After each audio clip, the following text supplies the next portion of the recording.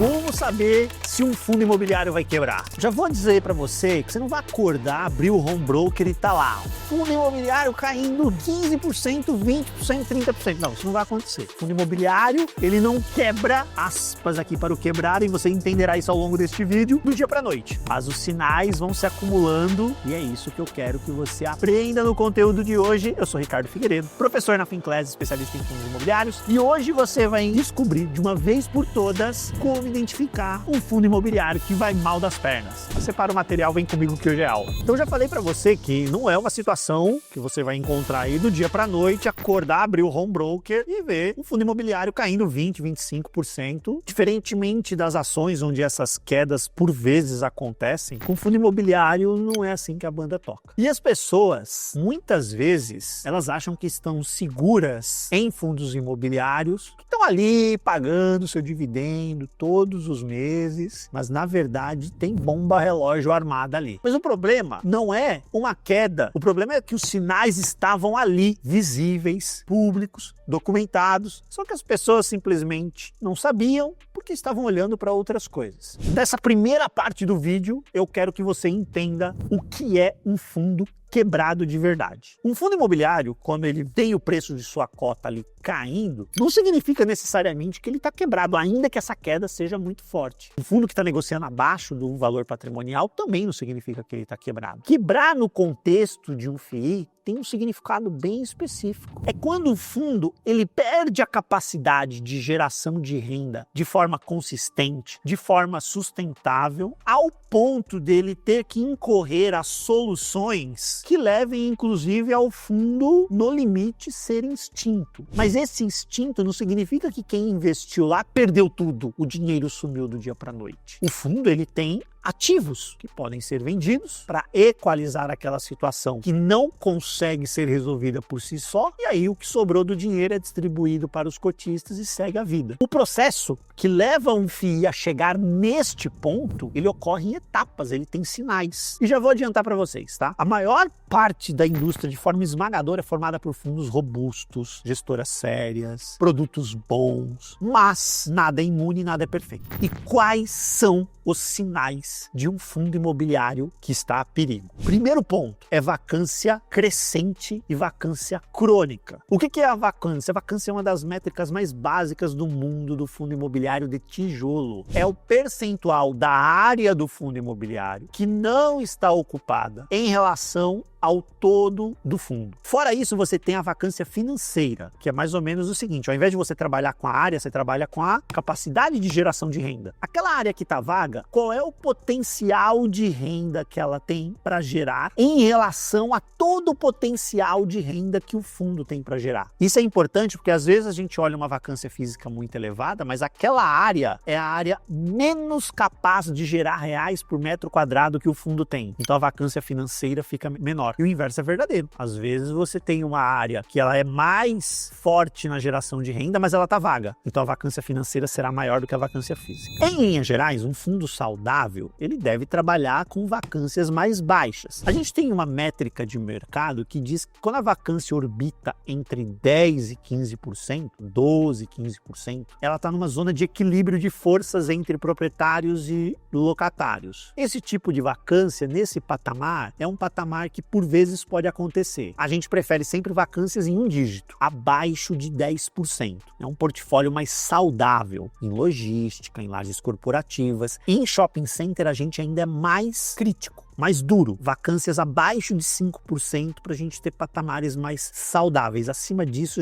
já começa a ter alguns problemas. Por quê? Shopping tem um quê de varejo que é diferente. Se você começa a ter muita vacância física, por vezes, a depender da área, da loja que está vaga, ela vai ofender menos o teu resultado financeiro, mas ela gera um aspecto visual ruim para o shopping. Quem gosta de passear no shopping vendo um monte de loja fechada com tapume, você prefere ir para um shopping que tem as vitrines bonitas, enfim. então você acaba mudando para outro shopping, se você vai no shopping e tem muita vacância. Tá vendo? Você afugenta o público. Mas não é só o número por si só da vacância, o número mágico que importa, é a trajetória. Um fundo que tem 8% de vacância foi para 12, depois foi para 18, depois foi para 25. Esse fundo está dizendo uma coisa muito clara. Olha, os inquilinos estão saindo dos imóveis e a gestora não está sendo hábil o suficiente para repor inquilinos na velocidade das saídas que estão acontecendo. Pode ser algo conjuntural. E essa conjuntural pode durar meses, um ano, pode acontecer mesmo com portfólios de qualidade. Mas o inverso pode ser verdade. Pode ser que a localização do imóvel seja ruim. Pode ser que seja um imóvel ou imóveis que estejam mais cansados, mais ultrapassados ante a outros imóveis concorrentes mais modernos. Pode ser que, inclusive, a gestão esteja colocando energia em outros produtos da casa e tenha colocado aquele produto mais de lado. Ela está sendo incapaz de negociar novos contratos porque ela não está tendo foco naquele produto. Ou pode ser um setor inteiro com dificuldade. Seja qual for o motivo, o resultado é o mesmo. Menos receita entrando. Menos receita é menos dividendo. Mais pressão no caixa do fundo, porque o fundo tem que arcar com as despesas de condomínio, de PTU. E se a gestão não resolver, é aí que a espiral começa. O que você deve fazer então? Você tem que acompanhar o relatório gerencial. Não tem milagre, gente. O gestor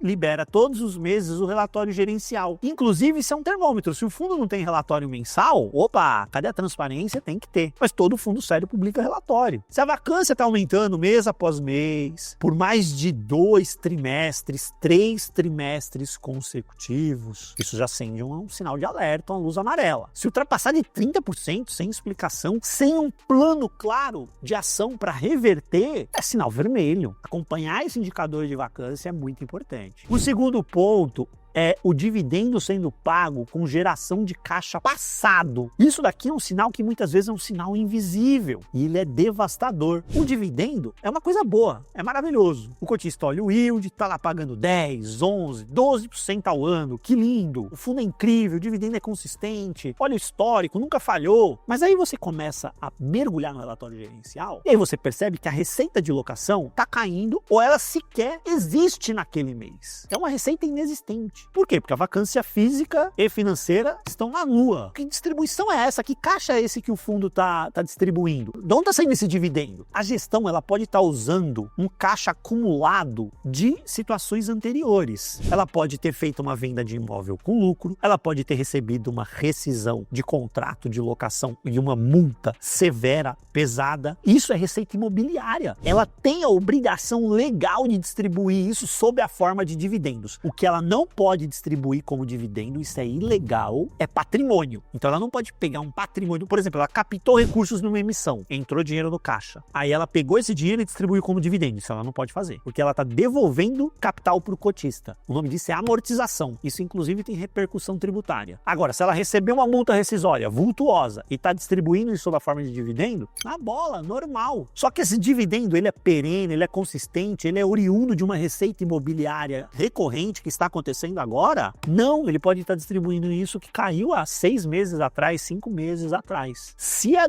distribuição ela está calcada nisso, ela não é sustentável no longo prazo. O que você deve fazer nessa situação? Compare o dividendo que está sendo distribuído com o resultado que o fundo está gerando. No mesmo período, identifique a origem desse dividendo. É um dividendo consistente? Esse dividendo é maior que o resultado? Por que ele é maior que o resultado? Não tem certo ou errado em distribuir mais do que o que foi gerado, porque existem dispositivos legais que permitem isso. Pode ser sim uma estratégia legítima, também pode ser o começo do fim. A distribuição pode ir a zero daqui a alguns meses e ficar no zero por um longo tempo. É uma coisa pontual, legítima, ou é o sinal, é mais um sinal de que a renda desse fundo está minguando. Mais um sinal de fundo imobiliário que vai mal das pernas. Dívida elevadíssima, com vencimento no curto prazo. Fundos de tijolos mais sofisticados, em determinado momento, decidiram, para aumentar o seu portfólio de shopping, de galpão ou de escritório, fazer alavancagem. O que é isso? Ele compra um imóvel e neste imóvel tem uma dívida. Então ele assume a dívida deste imóvel também. Então tem lá um imóvel que vale 100 milhões e tem 40 milhões em dívida. Então ele assume os 40 milhões em dívida e vai pagar quanto nesse imóvel? 60, porque ele já assumiu 40 em dívida. Olha que interessante, no curtíssimo prazo você melhora a sensação de yield, né? Porque imagine que ele pague aí 10% ao ano em cima dos 100 milhões. Então ele vai te pagar 10 milhões em cima de 100 milhões. Só que você desembolsou quanto de verdade na largada? Só 60. Ele vai te pagar 10 em cima de 60. O yield melhora muito na largada. É sedutor. Só que essa conta vem depois. E ocorre que, primeiro, vamos deixar claro, tem nada de errado nisso, tá? O problema é quando essa dívida é elevada, é um percentual alto do patrimônio e os vencimentos estão concentrados num período de juro mais elevado. Você pega um cenário de Selic a 15%, por exemplo, tem um monte de dívida, o fundo tem um monte de dívida que está vencendo. Ele vai conseguir fazer emissão? Não vai. Por que ele não vai conseguir fazer emissão? Porque, muito provavelmente, a cota daquele fundo está negociando abaixo do patrimonial. O gestor não vai conseguir chamar a emissão do patrimonial. E fazer emissão abaixo do patrimonial é uma dor de cabeça muito grande na indústria. E se for muito longe do patrimonial, então, pior ainda. Quanto mais longe do patrimonial, pior ainda. Então, se você pega uma época em que o mercado de FIIs está fechado para novas emissões, isso é tenebroso para vencimento de dívida. Esse fundo ele vai ter que refinanciar a dívida em situações bem adversas. Não tem almoço grátis no mercado. O fundo vai poder vender um ativo para pagar a dívida. Só que olha só, uma coisa é você vender o ativo porque, olha, apareceu uma proposta boa. Eu não quero vender a minha casa. Tenho a menor intenção de vender a minha casa. Mas se aparecer uma proposta escandalosa, excelente, por que não? Amor, eu tenho os meus filhos. Se eu precisar vender a minha casa para fazer frente a alguma dívida, do outro lado, o mercado comprador sabe que eu preciso vender. E aí, os preços ofertados vão embutir um pênalti para mim, porque eu preciso do dinheiro. Ou o FII ainda pode diluir o cotista na emissão. Ele vai com a cara e com a coragem, o cotista vai reclamar e ele faz a emissão abaixo do patrimonial. Só que ele vai diluir o cotista. E o mercado penaliza demais. Fundo e principalmente a gestora que faz isso. Nenhuma dessas opções é boa para você. O que você deve fazer então? Relatório gerencial, sempre ele está lá, cronograma de vencimento do fundo. Fora o relatório gerencial, isso também está no informe trimestral. Mas o relatório gerencial já dá um belo resumo. Olha, o valor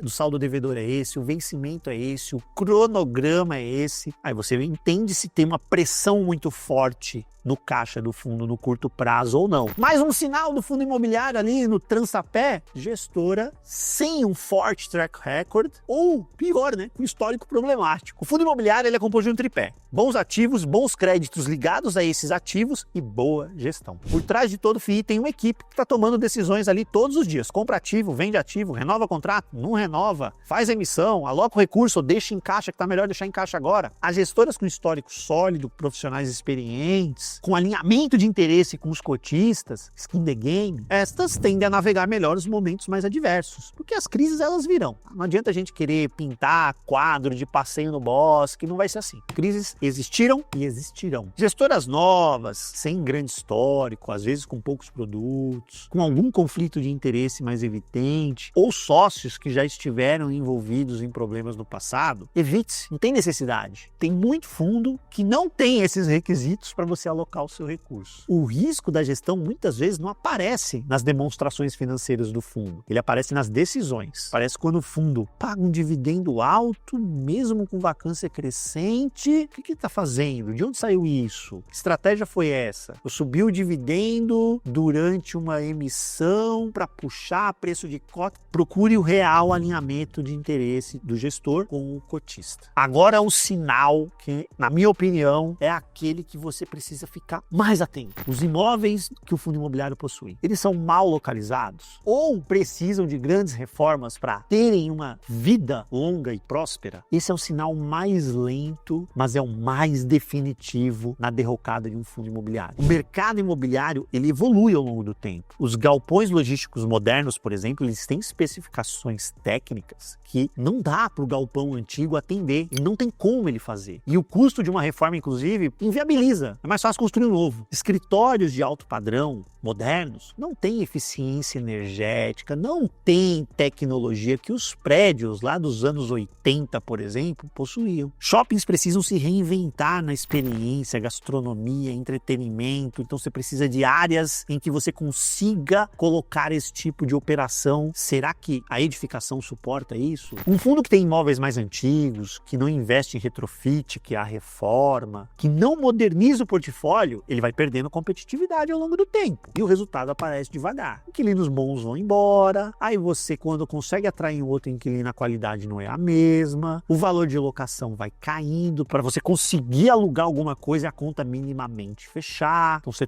atrai inquilino que é pior e que paga menos. Aí quando esse cara vai embora, aí vem vacância, queda na receita, aumento de despesa. Como é que esse fundo vai conseguir capital para se modernizar? Ele vai ter que fazer uma emissão, mas por quem vai entrar nessa emissão se o histórico recente do fundo é tão ruim? Por quê? Porque o gestor não foi hábil, rápido em fazer isso daí. E se o mercado não absorver bem essa emissão, o ciclo fica cada vez mais difícil de ser rompido. Então o que você deve fazer? Entenda o que tem dentro do fundo. Os anos, a época em que foram construídos os imóveis, qual é o padrão construtivo que o portfólio tem, os últimos investimentos que foram feitos em manutenção, em modernização. Essas informações a gente encontra nos relatórios gerenciais. Abra o relatório e entenda as condições. E note, eu estou falando do imóvel, eu não estou falando do locatário. Por quê? Porque eu vejo algumas pessoas, por exemplo, o fundo comprou lá um imóvel que está alugado para uma agência bancária. Aí a turma já fala, foi uma compra horrorosa, comprou uma agência bancária. Não! Ele não comprou uma agência bancária. Ele comprou um imóvel que está em uso de um locatário para a agência bancária. O que você precisa entender é se, depois que essa agência bancária for embora, o que de fato o fundo tem é um imóvel. Esse imóvel, ele tem utilidade para ser um centro de diagnóstico, uma academia, um restaurante, ele tem vocação para alguma outra coisa, aquela região tem demanda para outras coisas? Tem! Segue o jogo, locatários passam, o que o fundo tem é imóvel. Então, atente-se ao imóvel. Mais um ponto importante são cotistas relevantes vendendo posição. Como é que a gente percebe isso? Isso também é bem sutil. Num pregão específico, você observa uma movimentação atípica. Ali a cota começou a cair 2%. 3%. Aí você olha o volume. Como é que eu olho o volume de negócios, Ricardo? No seu home broker. Você não abre o home broker um monte de hora que não precisava abrir o home broker? Nessa hora que você tem que abrir. Tem um fundo que está caindo ali 2, 3%. Deixa eu dar uma olhada. Abriu o home broker, volume negociado. 1h ele já negociou 3 milhões. A média desse fundo nos últimos 30, 60 dias é por dia negociar 1,5 milhão. Pô, como assim? Ele negocia 1,5 milhão por dia. 1h, o pregão começou às 10, ele já negociou 3 milhões. E se está caindo, é porque a força é vendedora. Se isso acontece com a cota subindo, é porque você tem força compradora. Mas com a cota caindo, é força vendedora. E é uma posição mais importante. Se é uma posição mais importante, algum cotista decidiu. Pode ser estratégia, legítimo. O investidor já extraiu daquela estratégia o que ele esperava e segue a vida. Beleza. Mas é importante observar se esse movimento vai acontecer mais dias. Quando essas oscilações de preços ocorrem fora da normalidade, então, mais uma vez, se eu uso o seu home broker para identificar se foi sim fora da normalidade, o volume muito acima do que ele é negociado usualmente, para identificar se eventualmente você está tendo fuga de investidor relevante. Não significa derrocada do fundo isso, mas são sinais. Veja bem, agora eu preciso parar aqui um segundinho, porque tudo que eu acabei de te falar, vacância, dívida, track record da gestora, os imóveis, comunicação, se o gestor está se comunicando bem com o mercado, isso é apenas o começo. Analisar um fundo imobiliário de verdade, com profundidade, com a segurança de quem está olhando e não está chutando, isso envolve metodologia e experiência. Esses dois elementos são construídos ao longo de anos, com erros, com acertos, vivendo crises, vivendo ciclos de mercado, e é exatamente essa metodologia que eu aplico aqui na Finclass. Finclass é a maior plataforma de educação financeira do Brasil e dentro dela tem um módulo completo e aprofundado, super didático, sobre fundos imobiliários. Como analisar, como é que você monta a carteira, como é que se identifica os melhores momentos para entrada em determinados segmentos ou para saída em determinados segmentos. Como é que você lê um relatório gerencial? A gente falou tanto de relatório gerencial aqui, como é que você lê um relatório gerencial sem se perder naquele monte de números e informações? Não é conteúdo raso, não é o básico que você acha em qualquer canal de YouTube. Os alertas do que comprar, do que vender, quando comprar, quando vender, eu vou te avisar. Dentro da nossa plataforma você terá acesso aos relatórios com as nossas recomendações, explicando cada um dos movimentos. Tem live toda semana para você tirar suas dúvidas comigo, ao vivo. Se você quer parar de investir no escuro e começar a investir sabendo o que está fazendo, o link está aqui na descrição do vídeo e no primeiro comentário fixado. Fácil de achar. Aí você entra, conhece a plataforma e decide se faz sentido para você. Simples assim. Agora vamos continuar com o conteúdo que eu tenho certeza que hoje você sai daqui sem escorregar em casca de banana de fundo imobiliário roubada por aí, hein? Como se proteger onde a maioria dos investidores erram. O primeiro é a ancoragem do preço de compra. Ah, eu paguei R$100 na cota, hoje ela está 65. Eu só vou vender quando voltar para 100 porque eu não realizo prejuízo. Isso não existe, gente. Isso não existe. Teu preço médio tem duas funções. A primeira é calcular o teu yield on cost, ou seja, o teu dividend yield, o seu. Teu dividendo dividido pelo seu preço médio é o teu dividend yield ou yield on cost. Essa é a função do preço médio número 1. A função número 2 é, quando você vende um fundo imobiliário, saber se você vai pagar imposto de renda ou não. Só. Preço médio não é balizador se você compra ou vende ativo. Você acha que um investidor profissional, gestor, um investidor de grandíssimo porte, ele vai olhar para o preço médio dele para falar, agora eu compro, agora eu vendo. Ele olha para os fundamentos imobiliários, não para o preço médio. O mercado não quer saber quanto você pagou. O preço justo do ativo não muda porque você quer evitar realizar uma perda. A pergunta correta não é, vou perder dinheiro se eu vender agora? A pergunta correta é, se eu não tivesse esse ativo na minha carteira, eu compraria ele hoje no preço que ele está na tela? Se a sua resposta for não, a sua lógica em manter o ativo é emocional, não é racional. É para vender. O erro número 2 é o conforto com dividendo. O dividendo é aquela moita quentinha, aquela sensação gostosinha, tá pagando lá 11% ao ano, olha que delícia. Só que tem alguns deles que são como aquela plantinha, aquela florzinha do dente de leão, sabe? Você assopra, ele se esfarela, some no ar. Então, às vezes, o dividendo ele funciona como essa caminha quentinha, a pessoa fica cômoda ali, aí o dividendo se deteriora, ele cessa a distribuição extraordinária, volta para o recorrente e o investidor fala, caí numa armadilha. Não, armadilha, se é que se pode ser chamada de armadilha, ela estava clara muitas vezes no relatório gerencial, estou distribuindo não recorrente, o meu recorrente é esse aqui, é um dividendo artificial. Pode ser que o recorrente, inclusive, se a vacância for crônica, seja 0 e você ficou lá pagando para ver, sai antes. A gente viu isso daqui, que dividendo artificial, ele pode ser extremamente prejudicial para a precificação de curto prazo da cota, porque o mercado vai reagir ao dividendo.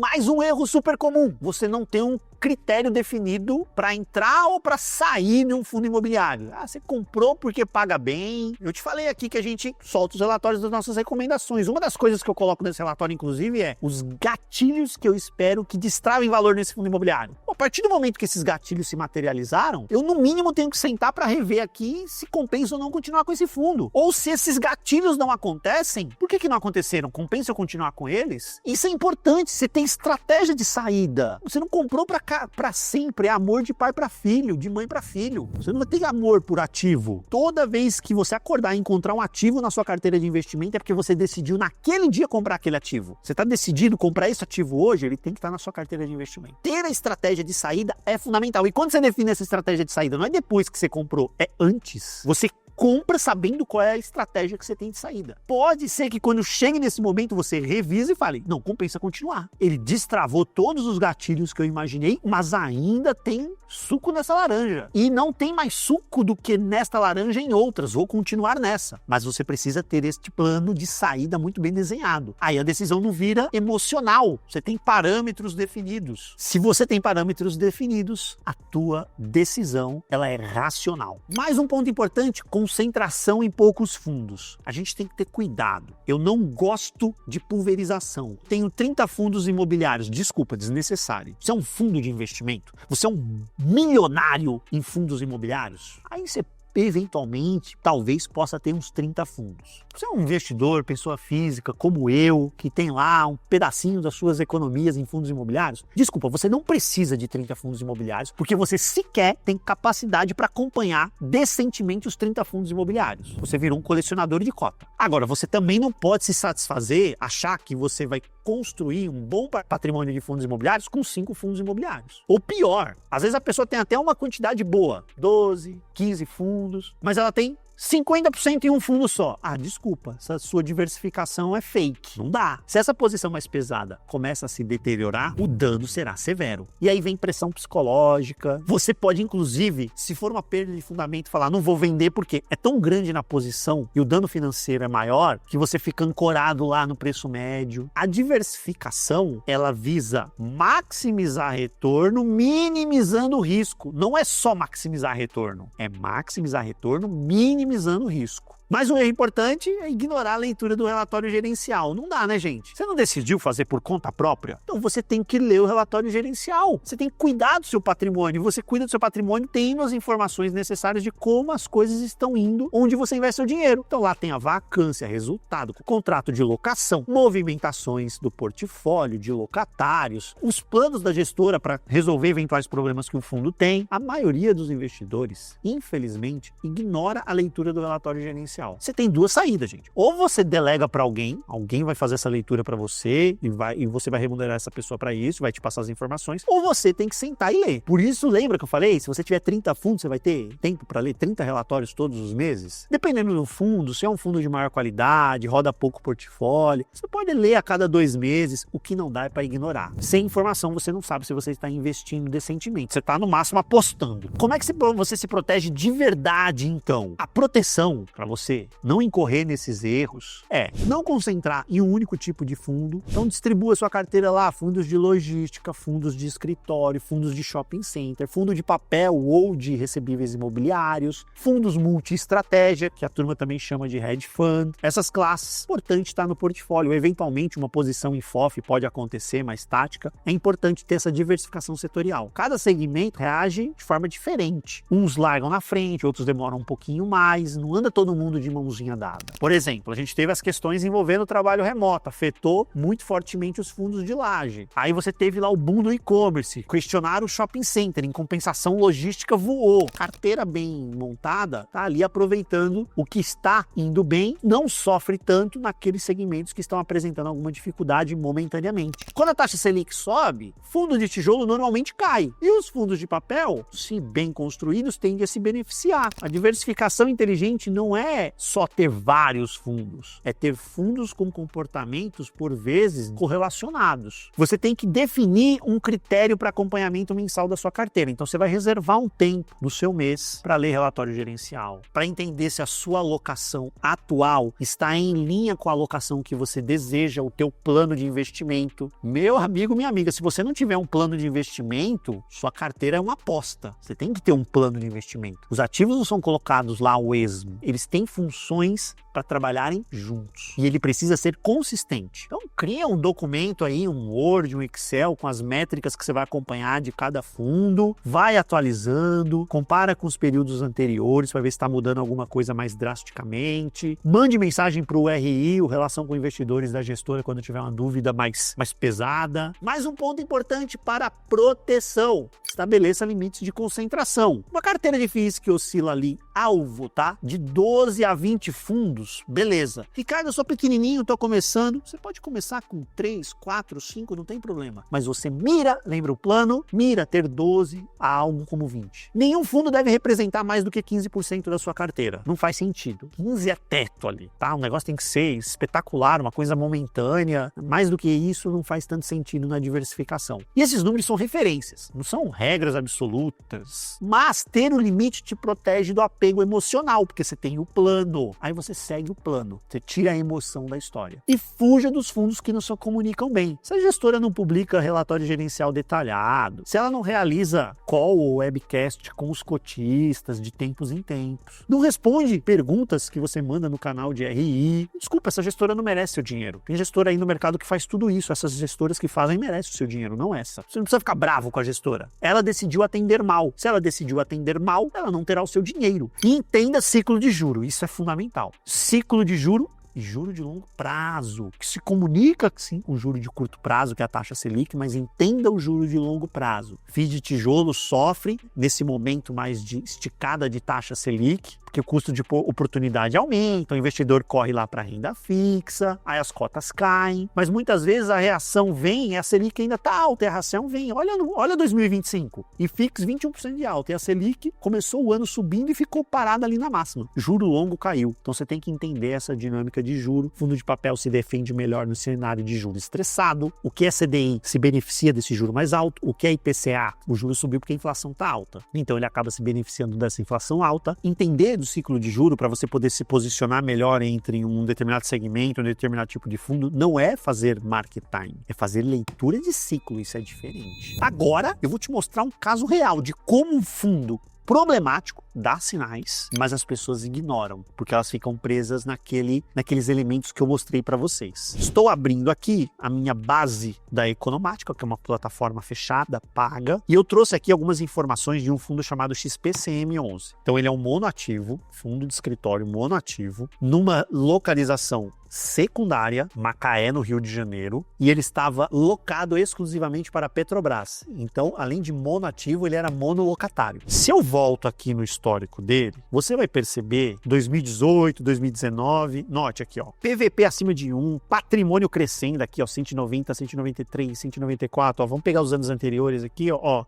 Olha só, ele tá ali, ó, 190 milhões, 200 milhões, patrimônio elevado, PVP acima de 1, dividendo, olha, o dividendo ainda cresce aqui, né, 9,30, isso é 12 meses acumulado neste período aqui, então em fevereiro de 18, 12 meses acumulado, 9,38, aí vem 9,44, 9,60, R$10, só que aí a Petrobras anunciou que ia sair do ativo. E aí o que acontece? Primeiro, se ela vai sair, o primeiro laudo de avaliação com essa informação já reprecifica o ativo sem esse fluxo do contrato da Petrobras. O valor do fundo patrimonial, ele sai de 200 milhões para 146. Note como na notícia, a gente já percebe pelo PVP que a cota começa a sofrer. Olha aqui, ó, como de junho para julho, o fundo sai de R$100 para 60. É a notícia. Petrobras falando, tchau, tô indo embora. Restou um edifício de boa qualidade construtiva, mas numa praça absolutamente secundária, Macaé, no Rio de Janeiro. Ele continua distribuindo bem, por quê? Tem multa rescisória, né, gente? Então ele continua segurando a distribuição durante um tempo. Olha aqui, ó. Olha a sedução do dividendo. Ele continua segurando o dividendo durante um tempo. Olha 2020 aqui, a multa, mas o patrimônio já veio para 140 milhões. Aí vem um laudo de avaliação, ainda sobe o patrimônio de novo para 180. Mas, por que aqui? Porque a gente estava com juro muito baixo, lembra lá em 20? Pandemia, Selic foi a 2, aí o juro muito baixo, taxas de desconto nos fluxos de caixa mais baixo também, nos laudos. Então deu uma forçadinha aqui, depois a gente volta para a realidade de taxa de juros de Brasil, mesmo de longo prazo. Olha o que acontece com o PVP, ele desmorona, já estamos falando de PVP abaixo de 0,50, o patrimônio continua caindo, olha aqui, 130 milhões já, a distribuição vai minguando, porque acabou o dinheiro da multa, tem que alugar agora, o aluguel não vem, o que vem acontecendo? Patrimônio do fundo vem caindo a cada nova sessão de laudo. Note que é sempre no final do ano, quando tem um novo laudo, tá vendo que é em dezembro? Olha aqui, ó, dezembro de 22, eles vêm de 124 para 106 milhões. Vamos pegar o ano anterior, aqui o dano foi até menor, ó, de 133 para 132, o dano foi até um pouquinho menor aqui, de 201 para 150, 147 aqui, ó, 146.800. Onde está isso agora? Lembre-se, ó, esse patrimônio chegou a 200 milhões, o imóvel estava avaliado aí a praticamente 200 milhões, já que é um fundo que tem um imóvel só. O último laudo inferior a 50 milhões. Hoje, este fundo tem um patrimônio equivalente a 1/4 do que valeu outrora, a mesma edificação. Distribuição, há muito tempo parada. Isso daqui, ó, em abril de 24, nos últimos 12 meses, findos em abril de 24, ele tinha distribuído 62 centavos. Há muito tempo ele já parou de distribuir. Por que eu falei para você que quebrar em fundo imobiliário é diferente? Por isso. O fundo quebrou, faliu, o imóvel tá lá. Na opinião do avaliador, vale 49 milhões. Então, o gestor teria condições de vender esse imóvel por 49 milhões e distribuir para os cotistas esse recurso. O ponto é, como é que ele vende se não tem comprador? Tem comprador a 49 milhões? Acredito que se tivesse, já teria vendido. Faz sentido ficar carregando um fundo desse. Ele não tá distribuindo porque o pouquinho que tá alugado lá tá conseguindo fazer frente para as despesas do fundo. Quais despesas são essas? Despesa de vacância, gente. Tá um pouquinho alugado. E o resto? Tem condomínio, tem IPTU, tem que pagar. Vamos imaginar que ele tivesse 100% vago. Não tá gerando receita. Como é que esse gestor ia fazer para pagar as despesas do fundo? Ele teria duas saídas. Ou ele ia chamar uma emissão forçada aí num valor abaixo do patrimonial, para chamar um recurso e fazer esses pagamentos, chamar recursos para fazer esses pagamentos. Ou ele poderia fazer uma securitização, que também seria muito difícil, né? Porque quem é que vai emprestar dinheiro, sendo que a garantia que pode ser dada é esse imóvel? Ele não quer quebrou, mas